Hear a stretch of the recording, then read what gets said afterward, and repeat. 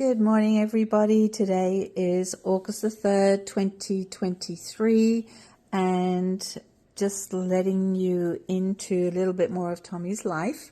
And he loved to read books. Yes, believe it or not, he was a book reader. His favorite writer was John Grisham, and he would buy these at the airport and read them. So John Grisham was his favorite. Here is the book called The Appeal, and in fashion, true fashion, Tommy's signature in the back of this book. And he often wondered whether John Grisham might write his own book, but he loved John Grisham. And then there's another John Grisham book, and with every John Grisham book there was a cup of coffee. As you can see, and those of you that really knew Tommy, you would know how much he loved his coffee. But as a boxer, he had, big fingers and a little clumsy with his coffee and reading a book at the same time. But those are the John Grisham books. Then we have another book called The Desire of Ages. And you can see these are pretty thick books, right? So he was a very smart guy. And then he would highlight stuff. And this one goes, the very efforts made to prevent Christ's resurrection are most convincing arguments in its proof. So read that again. The very efforts made to prevent Christ's resurrection are the most convincing arguments in its proof. So there was all kinds of stuff that he would always highlight that would just stand out for him. So next one is the Time magazine, and he loved everything and anything to do with the brain. I know.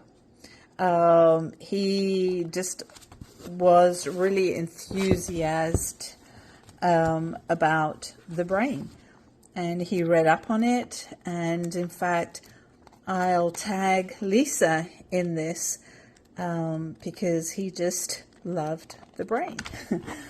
Another one is, let's see, the Acts, the Apostles. And in here, he read this book, obviously, and highlighted stuff. Here, Satan is finding access to thousands of minds by presenting himself under the guise of departed friends. He really had a big thing about Satan. And here, he actually rewrites some of the book. He didn't agree with certain things, and he rewrote it. Also, here's a real interesting photo. So that's one of his other books. Let me see what else we have. Okay, The Strategy of Satan. Okay, and as you can see, the dog chewed it. But here he highlights more stuff. If Satan can make you ignorant of God's will, he will rob you of all the glorious blessings God has planned for your life. So it's just real interesting finding out which parts he highlighted and what it obviously meant to him at the time. So that's the book, The Strategy of Satan, How to Detect and Defeat Him, chewed by our puppy. There's another John Grisham book, Ford County Stories. And here, in true fashion, he signs his own book, or the book he's reading. But again, just loved John Grisham stuff, and he wouldn't put it down until he finished it. Then there's another one here, The Confession. And this is a book that he didn't quite get to read. He had bought that at the airport.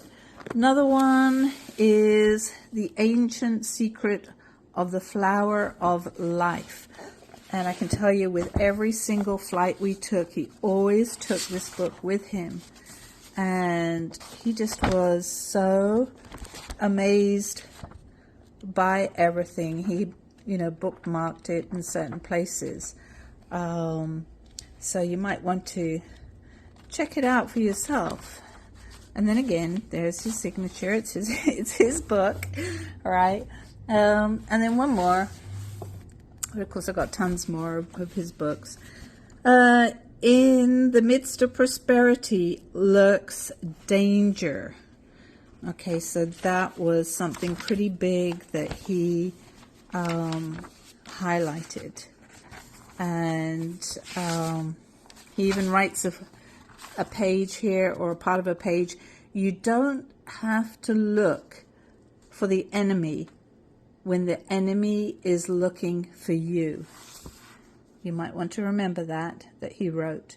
You don't have to look for the enemy when the enemy is looking for you. Interesting.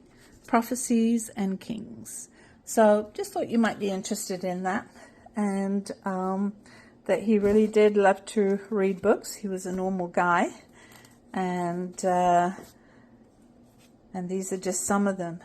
I've got stacks of different books that he read, but very much into the brain, Satan, science, fiction, the mob. So anyway, just wanted you just to take a look at that. Have a great day.